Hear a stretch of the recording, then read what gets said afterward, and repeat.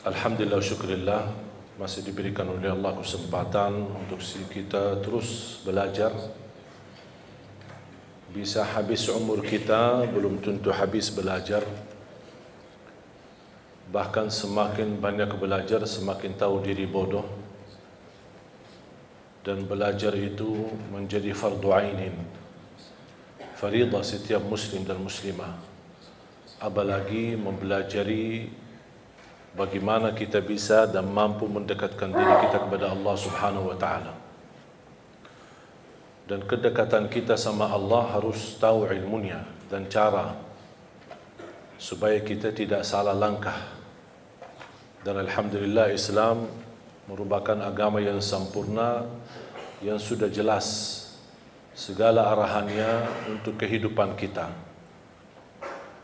Keluarga bersama anak kita, mencari nafkah dan rezeki, urusan ibadah, urusan sosial, kesehatan, semua sudah diatur dan disusun oleh agama kita Islam. Yang perlu kita perhatikan adalah Al-Quran. Man arada ad-dunya fa'alayhi bil-Quran, wa man arada al-akhirah فعليه بالقرآن ومن أراد الدنيا والآخرة فعليه بالقرآن. Barang siapa yang ingin dunia, jagalah Al-Quran. Barang siapa yang ingin akhirat, jagalah Al-Quran. Barang siapa yang ingin dua-duanya, dunia dan akhirat, jagalah Al-Quran. Cukup kemuliaan Al-Quran itu merupakan keberkahan bagi kita, bahkan kita termasuk orang yang mulia di sisi Allah Subhanahu wa taala. Sebagaimana bersabda Rasulullah sallallahu alaihi wasallam, khairukum man ta'allama al-Qur'ana wa 'allama. Sebaik-baik antara kamu yang mempelajari Al-Quran dan mengajarnya. Kalau anda ingin menjadi orang yang sebaik-baik yang disebut oleh Rasulullah SAW, sebaik-baik manusia, sebaik-baik antara kalian, jagalah Al-Quran. Bahkan ayat yang pertama yang Allah turunkan kepada Nabi Muhammad SAW, Iqra bismi rabbikal ladzi khalaq. Bacalah. Apa yang dibaca? Buku? Bukan. Al-Quran. Dan tidak ada kitab manapun yang kita bacanya dan kita mendapatkan setiap satu huruf 10 kebaikan selain Al-Quran. Hadis pun tidak dapat 10 kebaikan di dalam setiap satu huruf kita baca. Innamal a'malu binniyat. Tidak ada sebutan setiap satu huruf innamal a'malu binniyat kita dapat 10 kebaikan. Hadis Nabawi, hadis Qudsi, kitab apa saja tidak bisa mendapatkan selain Al-Quran. Sebagaimana bersabda Rasulullah SAW, man qara harfan min kitabillah, barang siapa yang membaca satu huruf dari kitabullah akan mendapatkan satu kebaikan, dan satu kebaikan dilipatkan menjadi 10 kali lipat. Bismillahirrahmanirrahim 19 huruf dari segi ucapan, tapi tertulis pahala 190. Salah satu yang menjaminkan keberkahan rutin membaca suratul Baqarah. Dan ini menurut saya termasuk salah satu sunnah yang cukup kehilangan di tengah umat. Jarang sekali ada orang yang bisa istiqamah membaca suratul Baqarah. Padahal kalau kita baca suratul Baqarah secara rutin dan bacaan kita standar, cukup lancar. Saya tidak terlalu lancar, tapi cukup lancar, standar. InsyaAllah 1 jam kita tuntas selesai suratul Baqarah. Tapi sering kita membaca, tapi kita merasa kepanjangan. Memang suratul Baqarah surah yang paling panjang dalam Al-Quran. Tapi kenapa kita bisa merasa kepanjangan? Karena ketika kita membaca suka melihat halaman belakang. Makanya tidak baca-baca. Itu yang membuat agak keberatan. Kita sudah semangat memulai, kita ingin meraih pahala yang begitu besar. A'udzubillahi minasyaitonirrajim. Bismillahirrahmanirrahim. Alif lam mim. Dzalikal kitabu la raiba fihi hudan lil muttaqin. Alladzina yu'minuna bil ghaibi wa yuqimuna as-salata wa mimma razaqnahum yunfiqun. Kita semangat membaca sambil kita melihat. Oh ya, kapan habisnya? Makanya itu yang membuat kita banyak malas membaca Al-Quran. Karena kita ingin mengejar habisnya. Seharusnya jangan difikirkan kapan habisnya, tapi kapan mulainya. Sejauh apapun jaraknya, kalau kita tidak berlangkah tidak bakal sampai. Dan sedekat apapun kalau kita tidak berlangkah sama sekali tidak bakal sampai. Tapi sejauh apapun langkah kita, jarak kita, tapi kalau kita berlangkah walaupun satu, insya Allah bakal sampai. Begitu juga Al-Quran. Makanya kalau kita baca, saya nasihatkan, jangan coba-coba buka halaman belakang. Jangan coba-coba pindahkan halamannya, kecuali kalau sudah selesai halaman tersebut baru pindah. Tapi jangan hanya sebatas mau melihat, jangan. Karena itu usaha dari syaitan. Syaitan mengajak kita lihat. Buat apa lihat? Ya lihat kan mau tahu targetmu baca berapa. Oh gitu ya. Begitu kita baca, oh lumayan banyak. Datang syaitan di situ membuat kita berat. Padahal kita semangat, tapi sifat manusia ingin menuntaskan sesuatu dengan cepat, tidak mau lambat-lambat.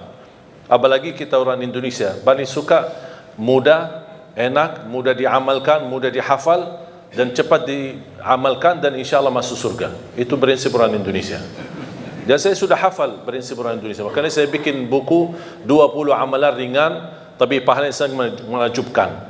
Dan ini tidak laku di Arab, laku di Indonesia. Karena sudah tahu karakter orang Indonesia tidak suka yang ribet, tidak suka yang susah. Mau yang mudah diingat, mudah dihafal, mudah diamalkan dan masuk surga. Itu kita. Makanya saya selalu mengambil cara-cara yang mudah untuk bisa kita amalkan.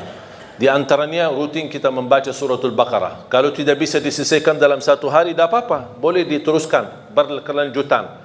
Satu hari ini berapa kita mampu, nanti besok kita lanjutkan sampai selesai habis suratul Baqarah. Begitu habis, ulang lagi. Kenapa? Karena Rasulullah sallallahu alaihi wasallam bersabda di hadis yang sahih, "Alaikum bi suratil Baqarah, fa inna akhdaha barakah wa tarkuha hasrah wa la tastati'uha al-batalah." Ambillah suratul Baqarah, karena sesungguhnya barang siapa yang membawa suratul Baqarah dia telah membawa keberkahan. Wallahi terjamin berkah dalam segala hal.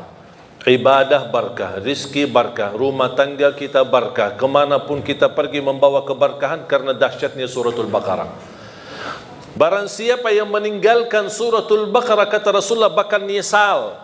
Mau enggak kira-kira jadi orang yang nyesal? Wala tastati'uha al-batala. Dahsyatnya kekuatan suratul Baqarah tidak bisa dilawan oleh syaitan. Godaan, jin, alam gaib, makhluk, godaan, gangguan. Ini semua mereka, tukang dukun, tukang sihir, tukang ramal, mereka semua tidak bisa melawan suratul Baqarah. Saking dahsyatnya dan kuatnya suratul Baqarah. Bahkan Al-Baqarah itu merupakan ruqyah untuk diri sendiri. Jangankan suratul Baqarah sendiri mulia, satu ayat di dalam suratul Baqarah, ayat kursi.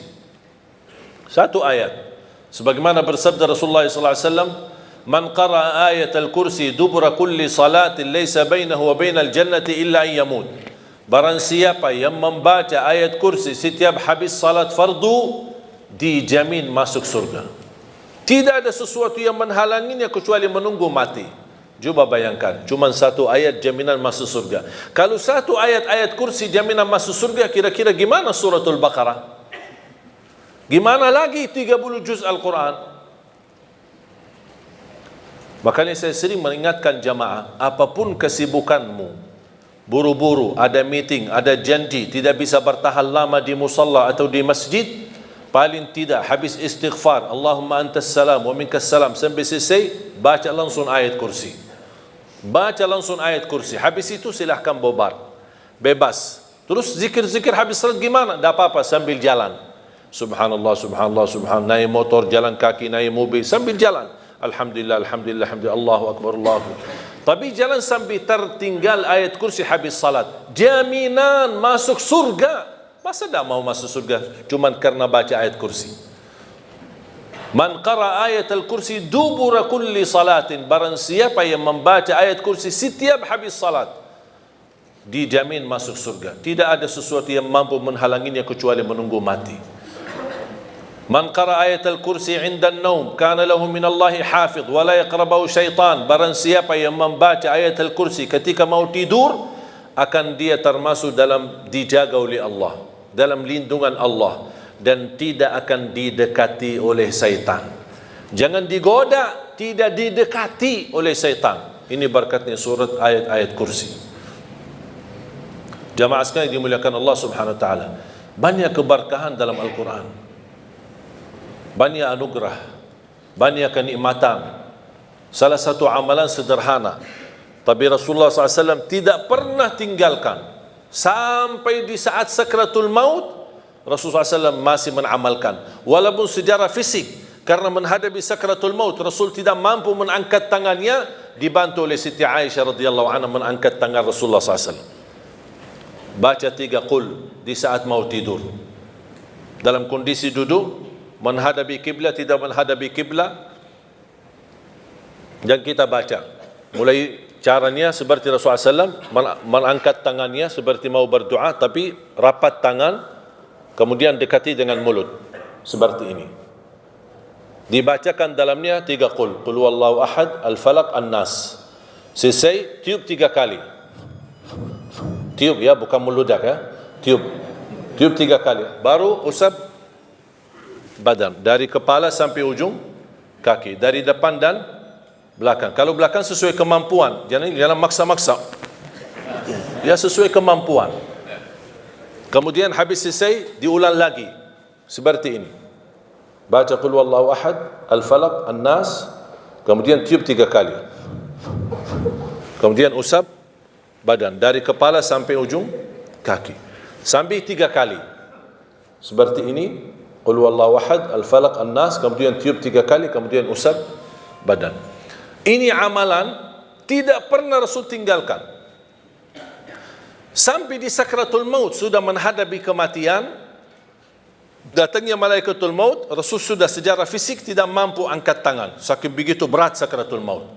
Siti Aisyah yang temenin, Siti Aisyah mengangkat tangannya, Siti Aisyah yang mendekati tangan Rasulullah SAW dekat mulutnya Siti Aisyah. Siti Aisyah bacakan, kemudian tiup Siti Aisyah di tangan Rasulullah SAW, kemudian dia menggerakkan tangan Rasulullah SAW untuk usap badan Rasul sendiri. Kata Aisyah radhiyallahu anha, karena tangan Rasulullah jauh lebih berkah daripada tanganku. Makanya Siti Aisyah menggunakan tangan Nabi Muhammad SAW. Boleh kita berarti dalam contoh ini, kalau kita punya anak-anak sudah tidur duluan, kita boleh bacakan sambil tiup tangan kita, kemudian usap badan anak-anak kita. Wallahi amal itu dahsyat. Gangguan, sihir, hasud, mata orang, dengki, macam-macam orang yang mau menyakiti kita, insya-Allah dalam lindungan Allah Subhanahu wa taala. Disumbuhkan dari segala penyakit rohani maupun jasmani. Dan ini disunnahkan setiap waktu mau tidur di malam hari. Berarti subhanallah, setiap kita ada ikatan sama Al-Quran, selalu kita akan dijaga oleh Allah Subhanahu wa taala. Bapak Ibu jamaah sekalian, tugas kita cuma satu, berkenan temani Al-Quran di dunia. Berkenan temani Al-Quran di dunia, berteman sama Al-Quran di dunia. Itu hanya tugas kita, itu aja. Tahu enggak apa yang akan dibalas oleh Al-Quran? Kalau kita berkenan berteman sama Al-Quran di dunia, Al-Quran akan balas bukan hanya satu, tapi banyak sekali. Al-Quran akan berkenan temani kita di dunia. Al-Quran akan berkenan temani kita saat sakratul maut. Al-Quran akan berkenan temani kita saat kita di alam kubur, hayat barzakh, sendirian. Al-Quran akan temani kita saat menghadapi munkar nakir. Al-Quran akan temani kita saat dibangkitkan oleh Allah Subhanahu wa taala. Al-Quran akan temani kita saat dihisab. Al-Quran akan temani kita saat jalan di atas sirat menuju surga. Apakah begitu sampai ke pintu surga Al-Quran melepaskan? Tidak. Al-Quran masih berkenan temani kita sampai masuk surga. Apakah begitu masuk surga Al-Quran meninggalkan? Tidak. Masih Al-Quran bersama kita sampai naik ke derajat yang tertinggi di dalam surga Allah. Kata Rasulullah sallallahu alaihi wasallam, yuqalu liqari al-Quran, iqra warqa warattil kama kunta turattilu fid dunya fa inna manzilataka 'inda akhir ayatin taqra'uha. Sebagaimana kata Rasulullah SAW, nanti ahlul Quran di dalam surga disuruh baca, naik, baca, naik, dan tertil sebagaimana kamu tertil di dunia, karena posisimu di mana kamu berhenti baca, itulah derajatmu di dalam surga Allah Subhanahu wa taala. Kata Siti Aisyah radhiyallahu anha, adadu darajatil jannah bi'adadi ayatil Quran, falaysa fi ahli al-jannati a'la darajatan min ahli al-Quran. Jumlah tingkatan dalam surga Allah sesuai jumlah ayat Al-Quran. Oleh karena itu tidak ada yang lebih tinggi di dalam surga Allah daripada ahli Al-Quran. Coba bayangkan, tidak ada sesuatu amalan yang bisa menemani kita di dunia sampai akhirat, bahkan sampai menuju surga selain Al-Quran. Banyak amalan yang lain, sedekah, puasa, salat, ada manfaatnya. Tapi yang berteman kita, menemani kita, bersama kita sampai ke surga, bahkan di dalam surga, masih membawa kita naik ke derajat yang tertinggi, itu Quran. Makanya fantas kita memberikan perhatian sama Al-Quran. Yang aku heran, banyak orang Muslim tapi tidak mampu khatam Al-Quran.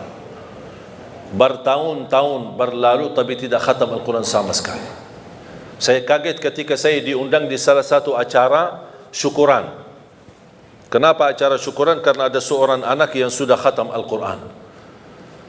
Dan begitu saya hadir, saya fikir kalau bahasa khatam Al-Quran di kota kita di Madinah, saya ingat waktu kita di Madinah, kalau kita bilang khatam Al-Quran berarti sudah hafal.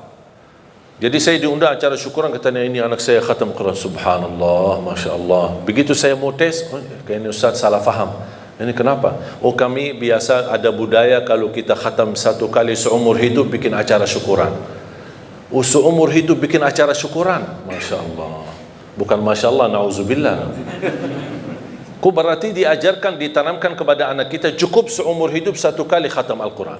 Padahal Rasulullah SAW mengajarkan kita minimal setiap bulan satu kali. Kalau Rasulullah SAW punya kebiasaan setiap minggu satu kali. Ada sebagian sahabat 3 malam satu kali. Uthman bin Affan setiap malam satu kali. Saya punya guru pagi hari 10 juz sampai siang hari baca.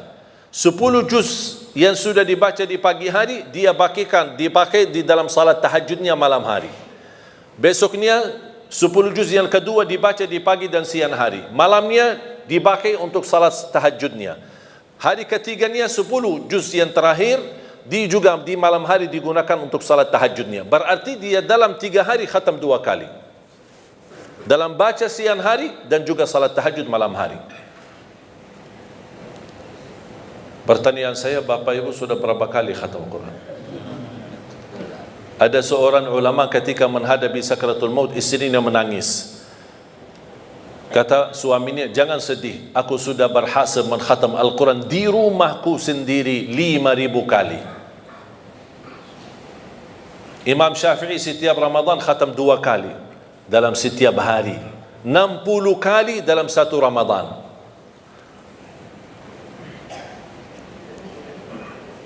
Kira-kira ada target enggak kita khatam Al-Quran? Banyak orang beralasan, saya sebenarnya ingin khatam Al-Quran, tapi saya tidak faham. Dan katanya kalau tidak faham, mendingan tidak usah baca daripada salah. Itu bisikan syaitan, bukan bisikan kiai. Ini syaitan yang berkata itu. Membaca Al-Quran sampai khatam, walaupun tidak faham sama sekali, boleh. Membaca Al-Quran walaupun tidak baca terjemahannya sama sekali, saya jawab, boleh. Membaca Al-Quran walaupun tidak menhayati isinya sama sekali, saya jawab, boleh. Terus gimana kalau kita baca tidak faham? Tetap dapat 10 kebaikan dari setiap satu huruf. Itu dapat. Terus kalau kita mau lebih daripada 10 kebaikan, kalau kita baca dan faham, oh lebih tinggi lagi pahalanya. Kalau kita menhayati, oh jauh lebih mulia lagi pahalanya. Kalau kita menamalkan, oh lagi jauh lebih besar mulianya di sisi Allah SWT. Kalau tidak bisa semuanya, jangan tinggalkan semuanya.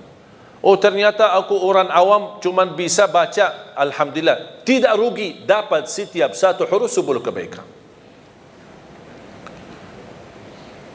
Kira-kira mudah enggak kita khatam Al-Quran setiap bulan 1 kali? Kira-kira mudah enggak? Pak, mudah enggak? Jangan ngantuk dulu kok. 1 bulan 1 kali, bisa? Kira-kira bisa enggak? Saya kasih cara mudah. 1 hari 1 juz, 30 hari 30 juz. Coba sama-sama. Satu hari satu juz, 30 hari 30 juz. Lagi? Satu hari satu juz, 30 hari 30 juz. Lagi? Satu hari satu juz, 30 hari 30 juz. enteng kan? Enteng banget. Pakai banget lagi. Mudah sekali. Tidak sulit. Tahu nggak Bapak Ibu kita butuh berapa lama untuk khatam satu kali? Pernah nggak Anda coba? Saya pernah coba. Pakai HP dan timer. Habis subuh saya baca dari Al-Baqarah, Al-Fatihah, Al-Baqarah dan seterusnya sampai zuhur. Tiba waktu zuhur saya off timer. Salat zuhur, habis zuhur on timer, lanjut. Sampai asar, off timer. Salat asar, habis asar on timer, saya lanjut. Kira-kira saya butuh berapa lama khatam 30 juz? Tahu nggak hasil hitungan timer berapa? 10 jam tamat 30 juz. 10 jam tamat 30 juz. Sedangkan masih ada banyak orang 24 jam tidak bisa satu juz. Malu nggak kita? 10 jam cukup khatam 30 juz. Ada banyak orang 24 jam tidak mampu satu juz. Alasannya sibuk, belum ada waktu. Saya pernah praktik. Yang menjadi masalah sebenarnya terganggu dengan HP. Menurut saya ini HP musibah akhir zaman. Bisa digunakan kebaikan, bisa menantarkan ke surga, bisa juga menantarkan ke neraka. Tinggal kita milih. Saya menemukan dan terbukti secara nyata HP ini mengganggu. Saya baca 3 juz. Maaf, saya baca 10 juz dalam waktu 3 jam. Khatam. 3 jam lebih sedikit. 10 juz. Saya coba 10 juz yang sama di waktu 3 jam, tapi ada HP. Baca sebentar, WA sebentar. Baca sebentar, angkat telepon sebentar. Baca sebentar, jawab ini jamaah sebentar. Tahu nggak hasilnya? Sudah selesai 3 jam, saya cuma dapat 2 juz, tak sampai 3 juz. Baru saya tahu, oh ini dia yang bikin masalah. Masalahnya bukan kita sengaja membuat ganggu aktivitas ibadah, tetapi kita tidak sadar. HP ini tidak sadar kita sudah terlalai dari waktu. Begitu megang HP, pertama yang bangun tidur, pertama yang dilihat HP. Begitu mau tidur, terakhir yang dilihat HP. Kemana-mana bawa pergi, bawa HP. Masuk WC, bawa HP. Coba kalau kehilangan HP-nya, oh stresnya luar biasa. Tapi kalau kehilangan istrinya biasa-biasa. Jadi jamaah sekalian, sungguh ini HP sangat mengganggu aktivitas ibadah. Coba saya sekarang minta anda ketika baca Quran tolong dijauhkan HP. Di off atau di silent, atau bisa di off-kan atau dimatikan. Kalau bisa dikuburkan sekalian. Ya, biar ada. Coba antum coba sendiri. Wallahi bakal berhasil khatam Al-Quran dengan mudah. Jangan ada gangguan. Coba lihat. Allah sudah menjanjikan di dalam suratul Qamar ayat 17 dan diulangi beberapa kali di dalam suratul Qamar. Walaqad yassarnal Qur'ana lidzikri fahal min muddakir. Kami telah memudahkan Al-Quran untuk dipelajari. Siapa yang mau? Dan saya selalu berkata sama jamaah, bukan jamaah tidak bisa, tapi belum mau. Karena Allah berkata, siapa yang mau, bukan siapa yang bisa. Berarti kalau mau, pasti bisa. Kalau mau, pasti dapat janji Allah, kemudahan. Kami telah memudahkan Al-Quran untuk dipelajari. Jangankan dipelajari, bahkan bisa hafal, bahkan bisa insya Allah menjadi ahli Quran dunia dan akhirat. Ada seorang peserta di acara Hafiz Indonesia. Bapak Ibu suka nonton acara Hafiz Indonesia? Ada salah satu peserta namanya Kaila. Ingat gak Kaila? Ada Kaila sama Aila. Tahu gak Kaila itu bagaimana? Fisiknya apa? orang buta. Saya pernah tanya sama dia, Kaila setiap hari berapa juz baca? 5 sampai 7 juz setiap hari. Dia buta. Saya langsung berkata, Kaila ini kan cukup berat dan cukup banyak. Kamu kan cukup ada alasan yang kuat di hadapan Allah. Bilang aja sama Allah, mohon maaf ya Allah, saya orang buta, tidak bisa baca Quran. Itu kan alasan, pasti Allah terima alasanmu. Apa kata beliau? Coba, seorang anak usia 8 tahun, coba jawabannya seperti apa. Dia berkata, saya malu sama Allah menjadikan buta saya alasan tidak baca Quran. Kira-kira alasan kita apa? Apa yang kita mau bilang sama Allah? Wallahi jamaah sekalian, kalau anda ingin kekayaan, kenikmatan, kebahagiaan, kelancaran, kemudahan, makmurnya rumah tangga, anak salih salihah dan keberkahannya luar, wallahi Al-Quran. Kuncinya Al-Quran. Jagalah Al-Quran, perhatikan Al-Quran. Segala aktivitas Al-Quran. Sedekahnya pun untuk program Al-Quran. Di mana ada program, misal di PT ini, di Indosat ini ada program Al-Quran, ayo dukun program Al-Quran, dukun program tahfiznya. Kenapa? Wallahi berkahnya luar biasa. Dan segala aktivitas program Al-Quran di sini atau dimanapun yang anda dukun, yang anda sedekahin, yang anda nafkahin, yang anda bina dan pimpin, insyaAllah keberkahannya menalir sampai hari kiamat. Walaupun kita meninggal dunia, selama program ini masih jalan, anak-anak masih ngaji, Allah berikan pahalanya sampai hari kiamat. Coba bayangkan karunia Allah Subhanahu wa taala. Makanya saya selalu berkata, kalau anda tidak berhasil menjadi penghafal Al-Quran, jangan gagalkan anakmu. Kalau itu pun tidak berhasil, jangan gagalkan hartamu membina program Al-Quran. Supaya apa? Supaya hari kiamat kita datang, dari segi harta kita berkata, ya Allah, mohon maaf saya tidak bisa menjadi penghafal Al-Quran, saya tidak bisa jadikan anakku penghafal Al-Quran, tapi hartaku jadi saksi baik untuk Al-Quran. Mudah-mudahan kita bergabung bersama Ahlul Quran di akhirat. Amin. Makanya jamaah sekalian, tidak ada yang rugi sama Al-Quran. Saya titip terakhir amalan mudah untuk khatam Al-Quran. Tadi sudah saya kasih langkah pertama, 1 hari 1 juz, 30 hari 30 juz. Kira-kira mau nggak ya lebih mudah? Hah? Boleh? Ya. Kalau orang Indonesia ditawarkan, pasti mau. Selama masih ada yang lebih mudah, boleh. Saya kasih yang lebih mudah. Setiap waktu salat, kan ada salat 5 waktu kan? Setiap waktu salat baca 4 halaman. 4 halaman saja. 4 halaman berarti berapa lembar? 2. 4 halaman subuh, 4 halaman zuhur, 4 halaman asar, 4 halaman maghrib, 4 halaman isya. 4 halaman kali 5 berapa? 20. Quran seperti Quran Madinah atau seperti Quran Syamil, dan sudah banyak di Indonesia yang sama bentuknya sama seperti yang di Arab, itu sudah diratakan setiap 1 juz 20 halaman. Berarti kalau setiap salat 4 halaman anda sudah khatam, habis isya sudah khatam 1 juz. Jadi membaca 1 juz tidak harus sekaligus, bisa dibagi-bagi. Kira-kira cocok? Siap? Atau masih berat 4 halaman? Hah? Kira-kira masih mau lebih mudah lagi? Masih? Akan masih. Mau kan? Saya kasih lebih mudah lagi. 2 halaman sebelum salat, 2 halaman sesudah salat.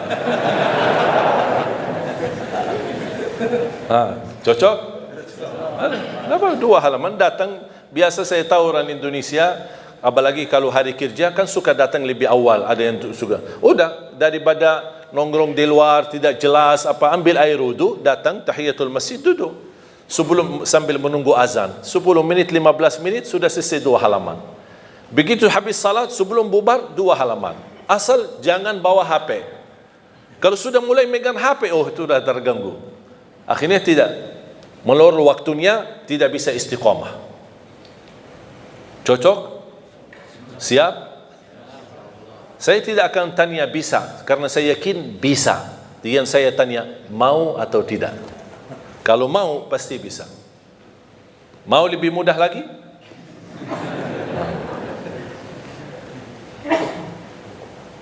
Cara yang terakhir saya kasih 2 halaman sebelum salat, 2 halaman sesudah salat. Itu termasuk cara yang termudah bagi orang yang paling malas. Kalau itu sudah tidak bisa, saya angkat tangan. Inna lillahi wa inna ilaihi raji'un. Udah, itu disalatin aja. Kalau seperti ini disalatin, udah habis. Jamaah sekalian yang dimuliakan Allah Subhanahu wa taala. Saya harap paling tidak mulai harimu baca Quran, tutupi harimu baca Quran. Paling tidak. Wallahi di antaranya antum lihat keberkahannya luar biasa. Sebelum beraktivitas, begitu bangun pagi hari, sebelum pergi ke kerja baca. Saya diajarkan sama guru saya, setiap masuk masjid atau musalla dimanapun, dalam perjalanan, musafir, dimanapun saya berada, lihat di mana ada Quran, saya ambil Quran, saya baca walaupun 1 ayat. Saya tanya, kenapa wahai guru? Kata beliau, supaya berbanyak saksi di bumi. Berbanyak saksi di bumi. Semua Quran yang ada dimanapun, di masjid, di musalla, saya lagi dalam perjalanan, apalagi kemarin musafir, perjalanan safari dakwah, setiap mampir ke musalla masjid,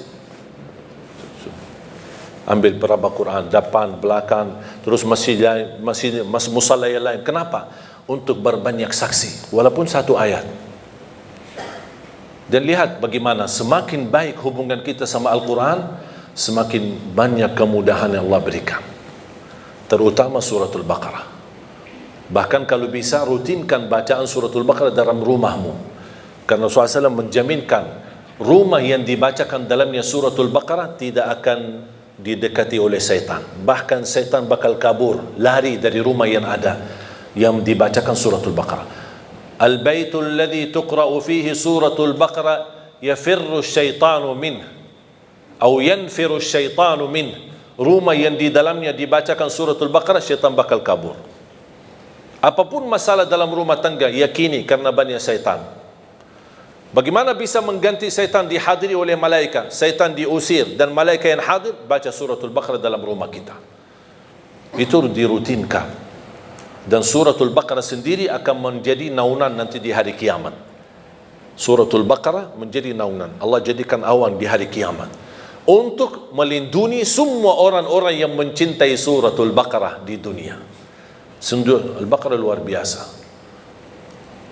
Mudah-mudahan Al-Baqarah ini dan suratul Quran, ayat Al-Kursi dan surah-surah Al-Quran membawa keberkahan bagi kita semua.